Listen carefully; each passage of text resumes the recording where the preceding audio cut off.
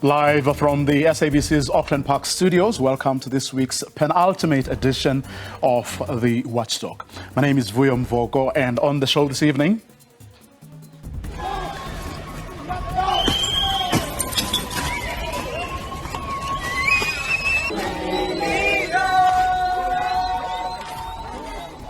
protests hit several universities, some turning violent, leading to the suspension of some students following damage to property amid allegations of intimidation. Turns out that Parliament should not have given itself the discretion to provide the President with an extra list of names. Parliamentarians hear why, according to the National Assembly Speaker, the President still hasn't appointed a board for the SABC, despite being given the recommendations months ago. We tell you what Nosivio Mapisa Ngagula told MPs before we get reaction from, among others, the people who have taken the President to court over the matter. SAFTU will participate in the initial shutdown. This means that we will galvanize and mobilize our own members to join the initial shutdown across the country. The EFF's planned national shutdown gets a boost after the country's third largest trade union federation, SAFTU, decides to join in, albeit with conditions. All that and more in tonight's episode of The Watchdog, which starts right now.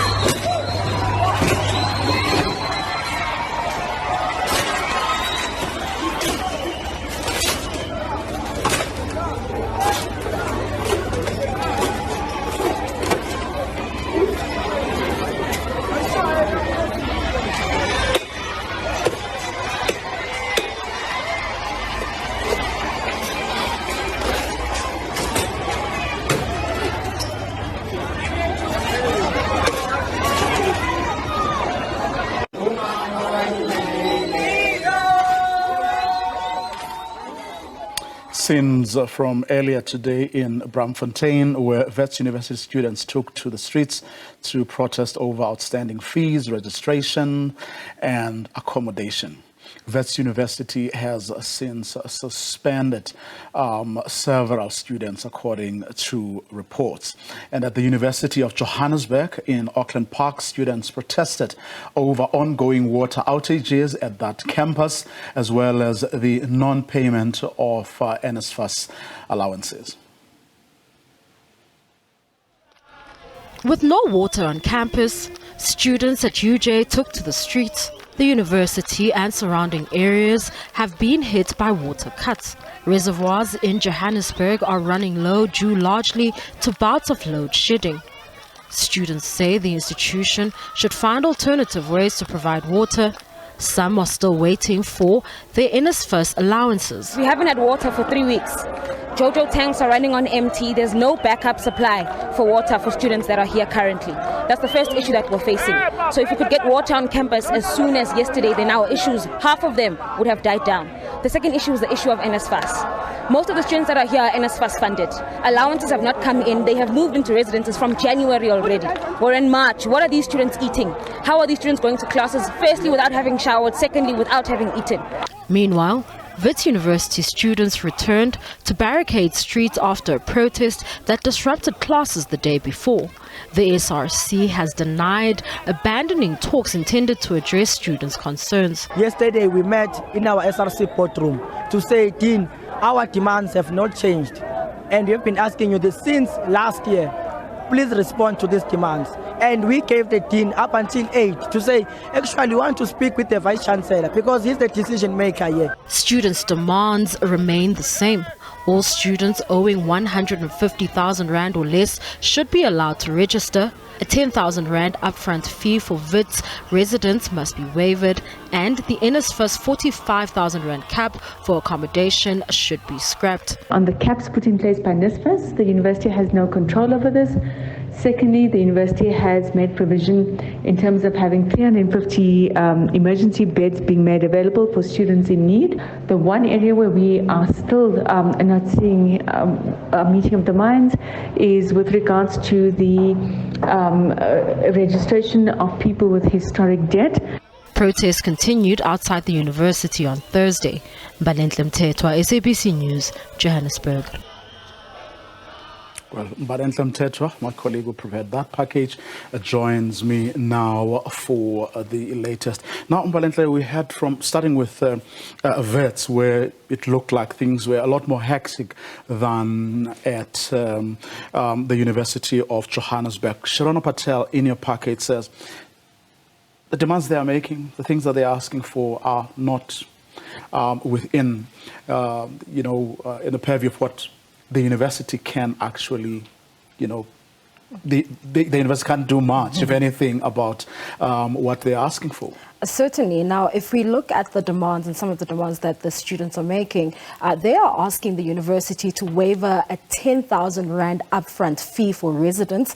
This is in the interest of trying to remedy what they call an accommodation crisis that has left many students sleeping in corridors as well as libraries and computer labs. And this is because some students cannot afford to pay that upfront 10,000 Rand, and they're asking for NSFAS to increase that 45,000 Rand cap when it comes to accommodation.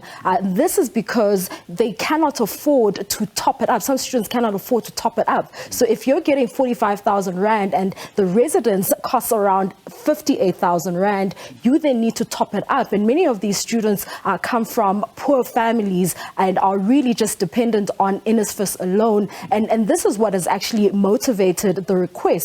Now, in terms of addressing this situation, the university has come forward and said that it will provide 300 beds. But the students are saying that this is not sufficient, given that there are over nearly 500 students that find themselves without accommodation and find themselves sleeping in the streets. Now, the other issue, one of the other demands, the third demand, is that students with outstanding debt of 150,000 Rand or less be allowed to register. Now, the university has come back and said, now that is really unsustainable. And you would have heard Sharona Patel in that sound clip saying that, they haven't really quite been able to meet each other there when it comes to that, saying that the university cannot afford to do that, and it is unsustainable for the university to do that, because you have to bear in mind that, if you have an outstanding debt of 150,000 Rand, it's not capped at 150,000 Rand. It will continue and escalate. And part of the reason for this is that some students have lost their financial aid, be it bursaries, because they didn't perform quite well, and this is what's driving some of those that historic debt that we're seeing there. Now, do we know what the students have decided, whether they have decided to continue with the protest, given the answers they've gotten from the university so far?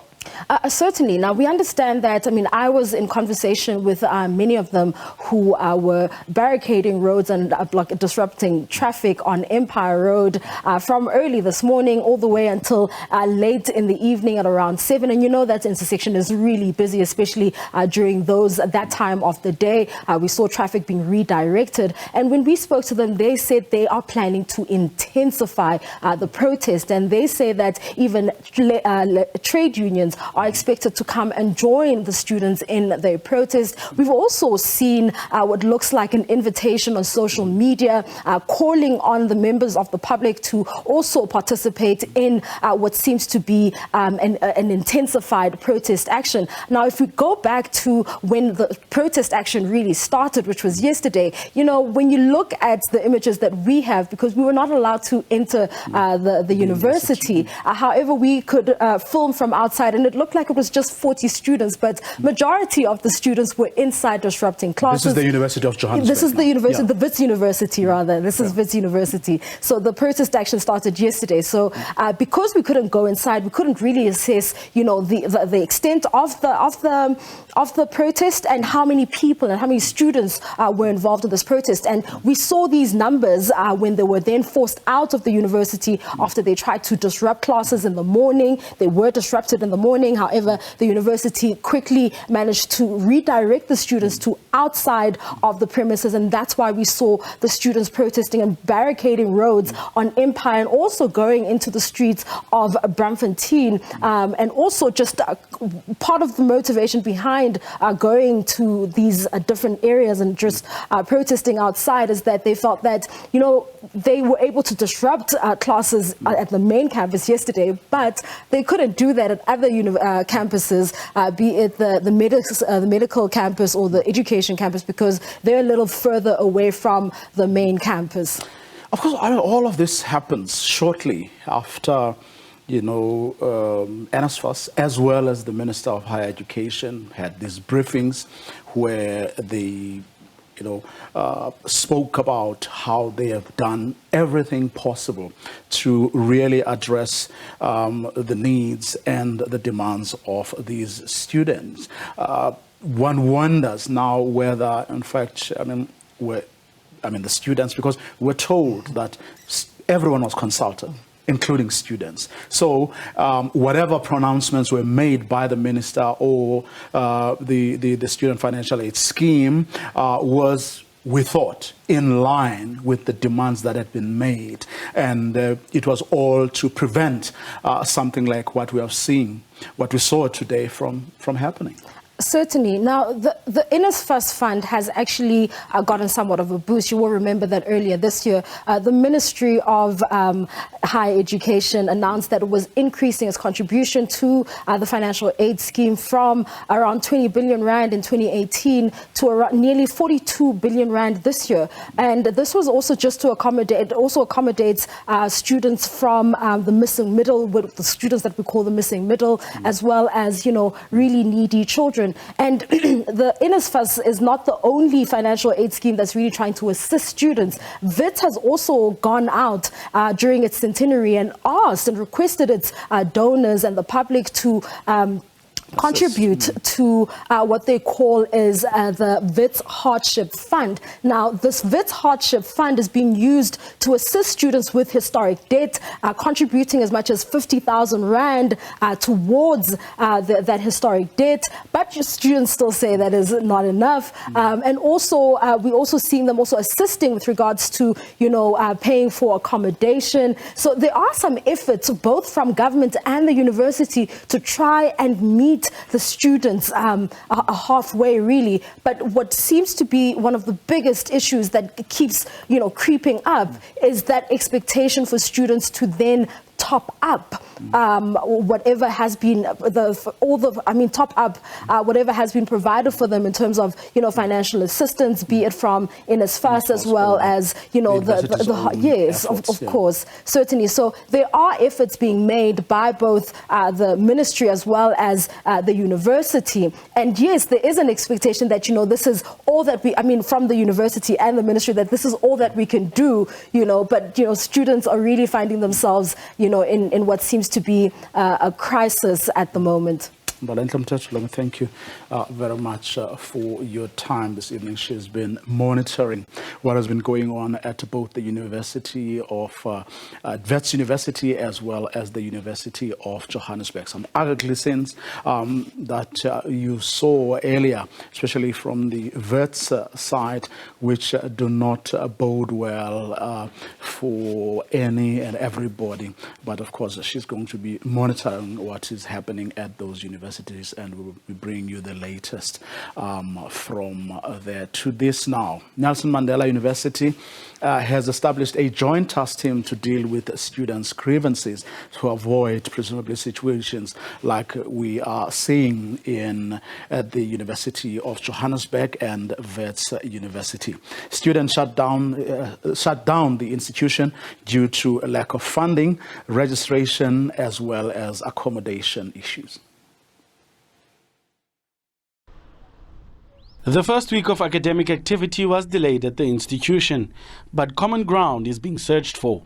The university's management and student leadership are looking to enhance transparency, feedback to students, and speeding up the process. The SRC released the link to try and find out which students are still waiting for their concession appeals responses, and then also any feedback on the application itself.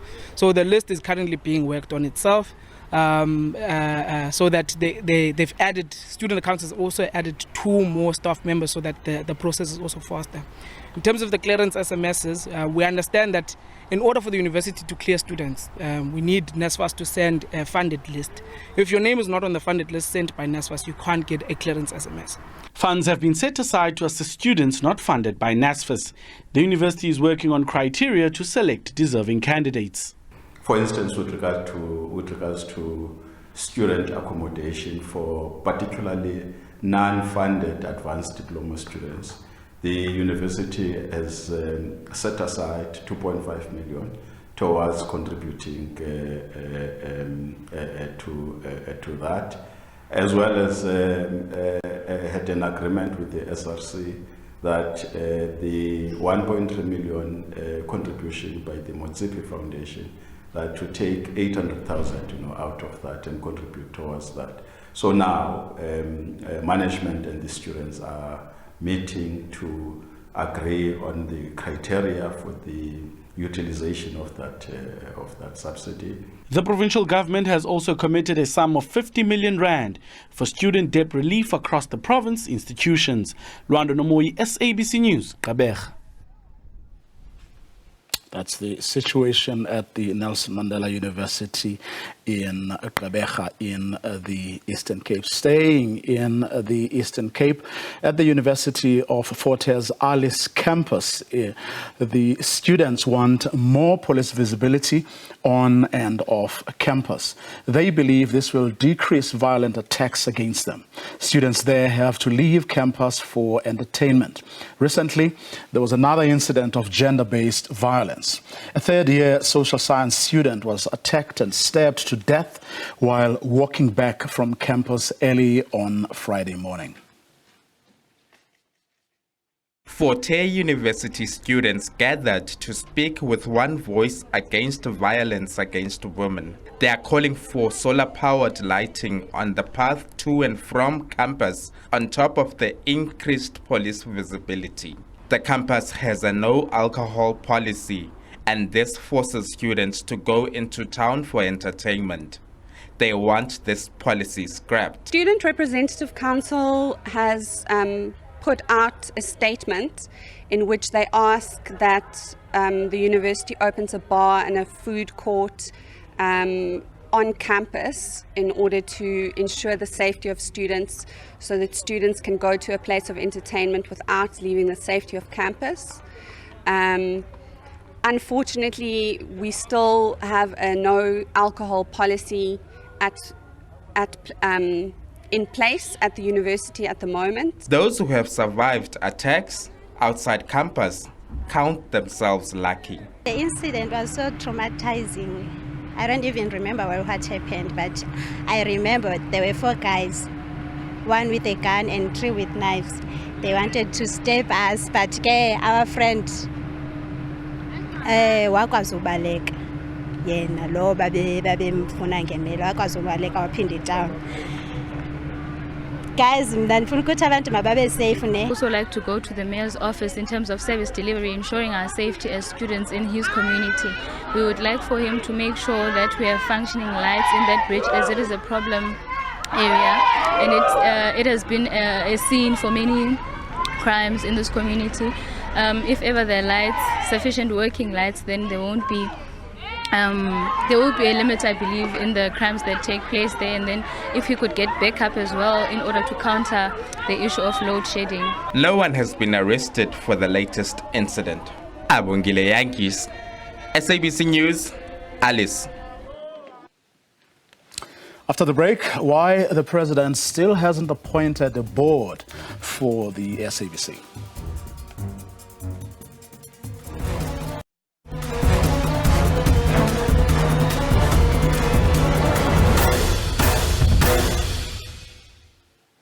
Well, parliamentarians today heard why, according to the National Assembly Speaker, the president still hasn't appointed a board for the SABC, despite being given recommendations months ago. The National Assembly Speaker told MPs today that the president had some problems with what Parliament submitted to her. The SABC has been without a board since the term of the previous board expired in October last year. This means the public broadcaster does not have an accounting authority. As a result, the public broadcaster's executive directors have been unable to account to Parliament's public finance watchdog, SCOPA. They've been sent back packing twice as SCOPA refused to be briefed on the SABC's finances without a board, which is the accounting authority in terms of the law. The delay in appointing the new board has been caused by the president's reservations. It turns out that Parliament should not have given itself the discretion to provide the president with an extra list of names. So as a result of that, I have now, that matter is with the chairperson of the committee and the committee. Some committee members say no precedent has been set by adding extra names from those recommended, while others expressed concern about the outcome of that process. A letter has been referred to the chair of the committee. What does that mean? Should we expect that a different report might be tabled in the House? What is the roadmap of this? Parliament insists that it followed due process and ensured that the recommended candidates were vetted. If there are people that are not wanted by the president, can we be told? And then we can also take the president into task. Why does he allow the process of the parliament to take place? And only at the end of the day, when he does not want people in that list, then he does not put his signature on that board. Mapisa Ngakula says she has not received any correspondence from the president rejecting some of the recommended names. The Broadcasting Act states that the president must appoint the 12 non-executive members of the SABC board on the advice of the National Assembly. Whether or not the president has discretion is something which is open to legal interpretation. Lula Mamatya, SABC News, Parliament. Well, joining us now to discuss this is the Director of Media Monitoring Africa, and that's William Bird. And from the People's Media Consortium, we have Hassan Logat, and as well as Mpondawa, who is a researcher at Media and Society. Good evening to all of you. Thanks very much for your time. Thank you very much. Good evening. Good to be with you. I'll start with you, William. If I may, I don't know what you make of what the Speaker of the National Assembly, Nosvia Mapisa Ngakula, said were the reasons why the president hasn't signed off on this. Well, I think we just find them really difficult to believe. In essence, what they've said is that they had 12 names, they added another 3, and they sent them to the president. The president knows that the board of 12 needs to be appointed. That's his task. That's what's spelled out in the law.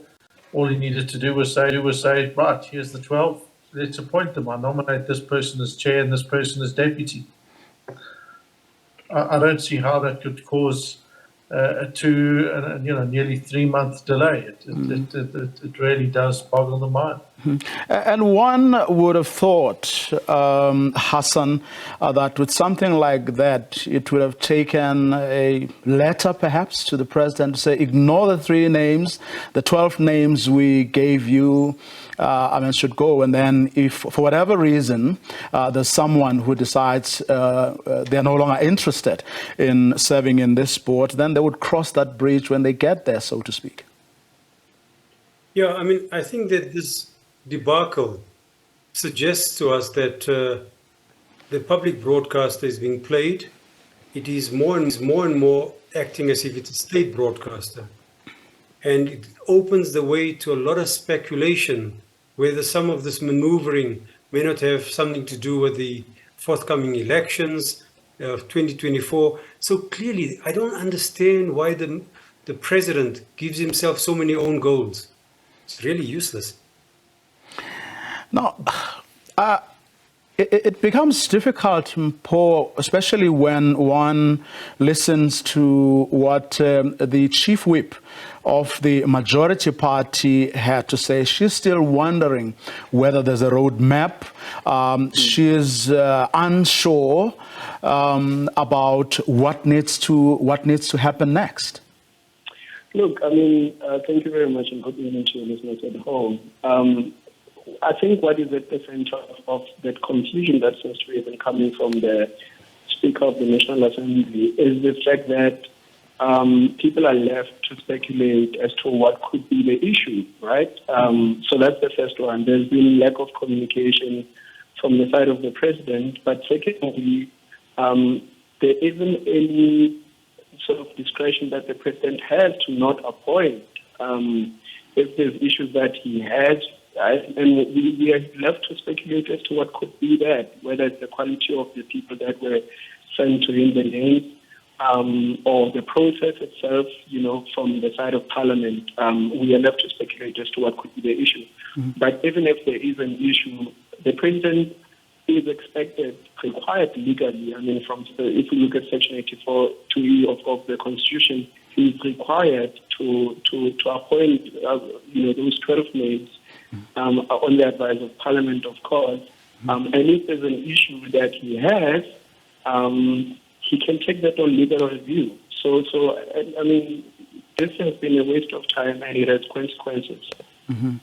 Now, the EFF, Hassan, is suspecting that perhaps there are names that are not wanted by the president, hence this delay. That's certainly what Hlengiwe Mkhaliphi told the National Assembly Speaker and the committee at that meeting earlier today. Yeah, let's look at it clearly. The SABC has a very simple job to make sure that services are available throughout the country, and it has to provide this television and radio services, whether by analog or digital. They have to provide that, right? And that's probably another of their things sitting on their head, because we begged to be consulted, and the ministers ignored us. So the undemocracy, the anti-democratic tendencies that you're finding, how people are appointed onto the board, who's the chair and all that is happening. But look how far we've slid away from where we were. The Broadcasting Act, which the minister must do herself a favor by rereading, it starts off with the aims of the act is to contribute to democracy, development of society, gender equality, nation building, and provision of education that strengthens the spiritual and moral fiber of society. We are feeling so disillusioned as a people. Everywhere we are in court, appealing, reviewing. Clearly, what is asked for here is a governance body that can see that the SABC should continue to work. but it has been limping all along because it has been under-resourced, and they want to play politics, and that's why the EFF has got this point. The president has a right. If there's one person dissenting, that's fine. He's got them in his cabinet. There are dissenting voices in his cabinet. So why can't the SABC have dissenting voices? He doesn't have to like people.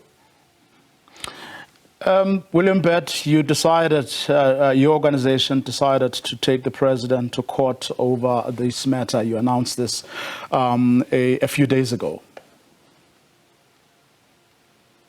Yes, exactly. I mean, we tried engaging with the presidency in late January. We started sending formal letters asking the president to appoint, in addition to us and partner organizations like SOS, engaging in public campaigns and public activities. We asked for written reasons as to why, and we've yet to receive those.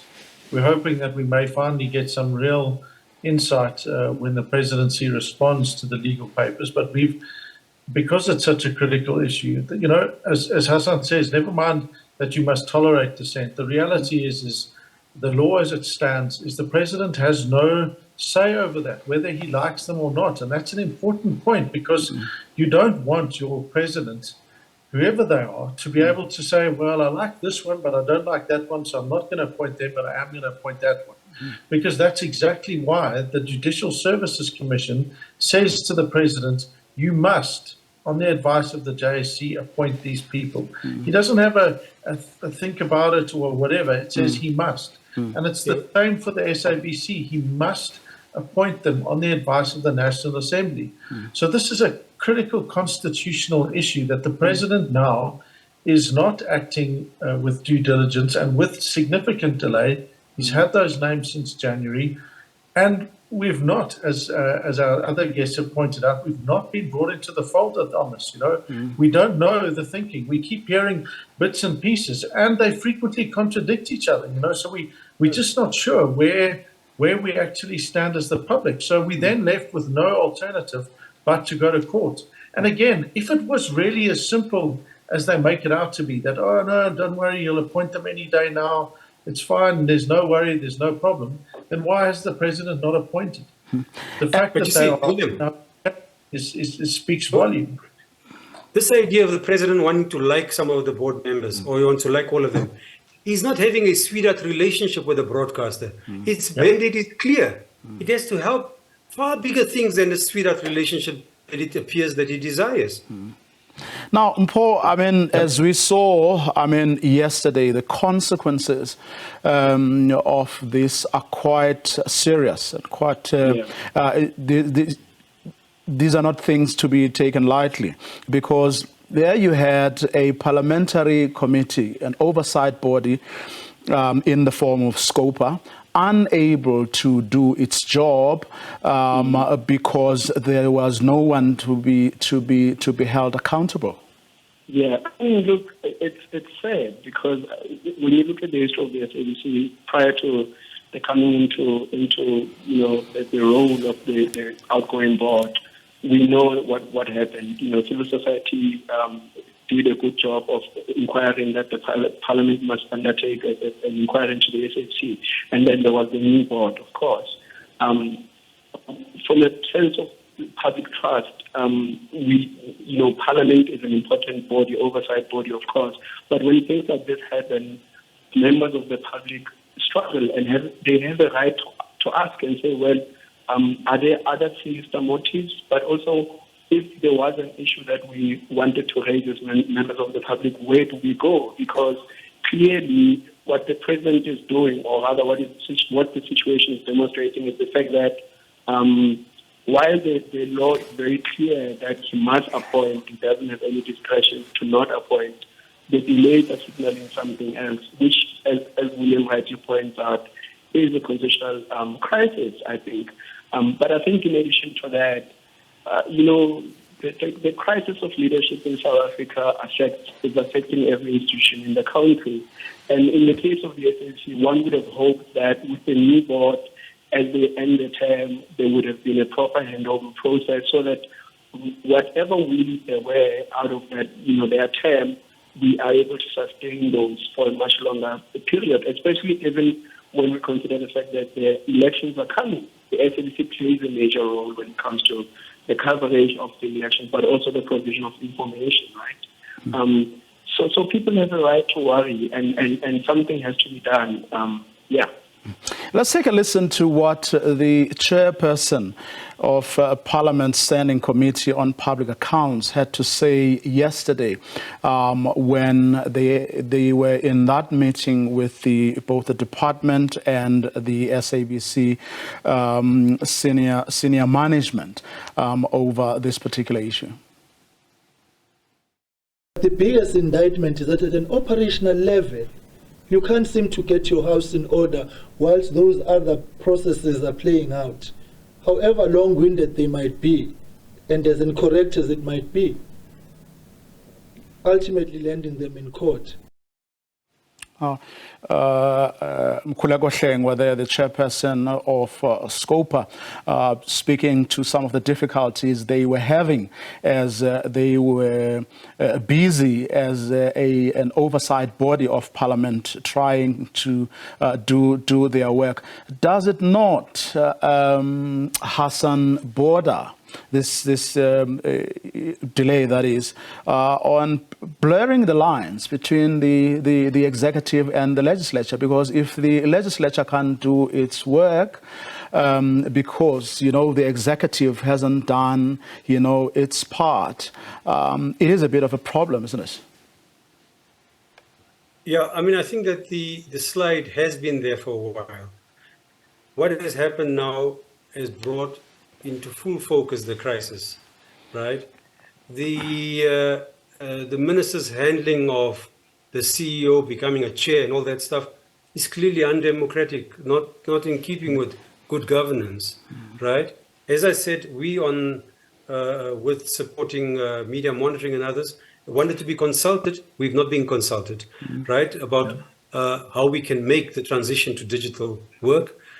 How Patiswa Mahopeni was dismissed by the board, all show signs. There's a particular hand, I think when the ANC did badly last time, they don't have to blame the SABC. They have to look at potholes. They've got to look at whether the half the population who are living in extreme hunger can live better.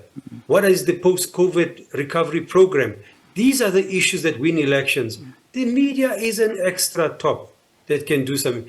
No party will win an election simply by having a good social media or public media broadcasting program. So clearly, these are the problems. Interference with something that's going well is not a good thing. We can talk now critically here. We have not reached the stage, and God forbid we will ever do that, where someone's knocking at the door trying to arrest you. So there are good things happening at the SABC, but they have problems. Financially, they've been having problems. They've been already censorship at certain levels, right? They cut a program that we were working on for 14 years, Workers on Wednesday, a radio program, because they wanted something more profitable to be invested. You're a public broadcaster. Balance these issues. Don't cut things that bring in voices of working people, women, black people. That's your mandate, And now the minister's talking about data and digital and all that, as if it will replace the public broadcaster. The broadcaster is important because it brings us together to have a national conversation. Social media moves us everywhere. Let's take a listen, William, to what the CEO of the SABC told the SCOPA yesterday. It says, taking note of the temporary nature of this appointment, you are advised not to enter into any new or major financial commitment. The problem with that, Chair, is that all our business plans in terms of operations, sales, and various aspects of the organization are by nature commercial, and it means that there would therefore need to be some financial commitment to be made. And that's the impact this is having on the operations, the CEO and his team told the committee yesterday. William? Yes. I mean, we couldn't actually hear it, but I do remember the quote by the GCO, and I think there are two things that stand out. The first is he came out clearly and unambiguously in complete and stark contradiction to what the minister told the public straight after the State of the Nation address, that the GCO was the acting board, she said, which was incorrect, but she said the acting board. She meant the interim financial, the accounting authority, not the financial, the interim accounting authority. And he said very categorically in that meeting, he is not there in that role. He's there as the accounting officer. And it is testament to the strength of the team that is there that he took that position. And it's really, really important, not just for his own personal liability, I suspect, but it's really important for the SABC's liability, because when the new board does come in, had he taken that role, any and all of those decisions, because it's highly illegal in our view, would have been subject to legal review, and that would have taken us either further back. So in as much as it leaves the SABC in crisis, to blame the GCO for that is really not fair, because that's not his doing. That's Parliament's failure to begin with, and then it's the President's failure. So again, this is a completely engineered crisis that we really shouldn't be here. You had a board that for the first time that I can remember, I think since our very first board, served out its full term. I mean, you can't think of any board of any public-owned entity that recently has, the fact that they did it, the fact that there were all these positive things occurring, and instead to build on that and grow that and use the SABC as a testament of what can be done with public institutions, they've now said, no, let's take this back into a deep and profound crisis, because when the board comes in, they're going to be facing a mammoth task. And as you heard from the GCO in that particular clip, he's talking about one of the consequences is that some of the contracts cannot be renewed because he can't renew them. He's not empowered to do so. Other critical issues, as Hassan mentioned earlier, like the analog switch off. The minister had to consult with all parties, the SABC being a key one. She claims that she's completed that consultation, yet she couldn't possibly conceivably have done so, precisely because the SABC doesn't have a board. So even government are hampering their own programs. It's completely self-defeating and extraordinary that they would look at this, and every time there's a chance to do the right thing, they look and go, no, we're going to do exactly the opposite. And the law is clear. For example, I mean, the SABC is seriously impacted by digital migration. So if they are not consulted, if their voice is not heard, they're bound to suffer. And the minister can only consult with the board, which is not there, according to my understanding. William? Exactly. All she's doing now is saying, basically signaling to the advocates, get ready, because we're going back to the Constitutional Court. Because remember, we were in the Constitutional Court. They gave an order. She has not complied with that, which means basically she's in contempt of court. And it'll again go back there again and delay everything and the entire process again, instead of going and doing the program, doing the research, checking, do these people have set-top boxes? The research shows 33% of our population still rely exclusively on free-to-air services in order to access their television news. You cannot then say, we didn't get enough, we therefore assume that everyone is self-migrating. No, you can't do that, not when there's evidence that does it. And when you then don't provide any counter-evidence to suggest otherwise. And then you fail to appoint the board, so you can't even go and engage your biggest stakeholder to assess what is actually the situation. So, it's like compounding one problem on top of the other and making everything worse, as though somehow in that chaos or crisis, it then allows you to say, well, it's not our fault. Well, I mean, William mentions contracts, but it also means that the SABC, as things stand, while the executive, the senior management, Mr. Mxakwe and his team may have put together a strategy or a corporate plan and a budget to go with that.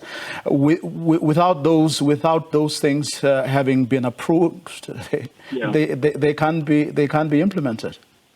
I mean, and I think that the effect of that is that it also, first of all, it disables the three remaining, the GCEO and two others, right? In the sense that they are incapacitated from doing their job. But secondly, it also opens the SABC to other kinds of leadership crisis, because ordinarily there is an expectation that they must consult, with the board, because it's an accounting authority, and besides that, the board comprises of a range of people who have a range of expertise, and as such would be able to advise on whatever propositions or direction that the GCO might want to take the organization, right? So I think, fundamentally, we have to call a spade a spade. This is an incapacitation of the SABC in as much as it is a constitutional issue, because we know where the SABC comes from. We know its finances and the crisis that it has been dealing with. I think outside of trying to look at it as a commercial issue, yes, it is important to consider the fact that it exists in this ecosystem where the media landscape is highly financialized. But at the end of the day, we are taking away the obligations and the duties that the SABC has towards meeting the needs of South Africans fundamentally. Yeah. We're not saying that the SABC is going to close tomorrow, but we are saying that at the end of the day, we don't know how well the board might have adjusted to their role, but also to the sort of institutional memory that comes from the previous board, especially when we consider the history of the SABC more recently. And Hassan Mpho is very correct, because even if a board was to be appointed tomorrow, that board would have to sit down with the leadership, Mr. Mkagwe and his leadership, satisfy themselves that whatever strategy, whatever plan, whatever budget they have put together is indeed in the interests of everyone at the SABC. But not only that, before they can even get there, before they can even accept or approve what the CEO and his team put before them, they would have to look back at the performance of the SABC, and we are talking about a good 6 or so months where even the board that wasn't there wasn't. Yes. And then it's elections. So clearly, this is not a party political issue. We had Zwelakis Sisulu as CEO, Matsepe Kaseburu as chair of the board. Really good people coming from an honest party, And really, the ANC has to really look at it. The president has to really look what he's trying to do. But clearly, by all accounts, he's allowing rumor mongering to thrive, that people are suspicious. He's got to appoint a board that shows bona fides, SABC, even if it has a board, you are talking just about keep running. I'm talking about the fundamentals. How do you reach out to poor people? Those who suffered now because of the floods, who have no electrical. The minister has to answer all that. Their infrastructure is worse now, right? You can't be simply talking digital. And, digital has to be factored in. Those voices must be brought in to enhance public broadcasting, because we still need it. Look how powerful it was when we used to have discussions around COVID.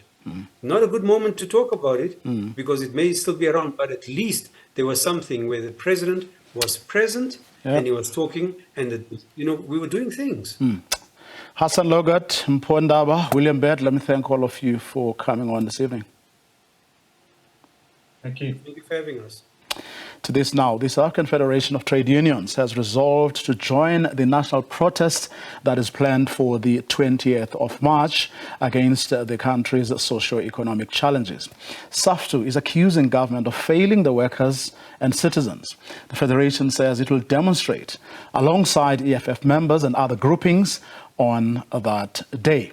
SAFTU leaders held a 3-day National Executive Committee meeting where they agreed to several resolutions on decent wages, rolling blackouts, and of course forming part of that shutdown.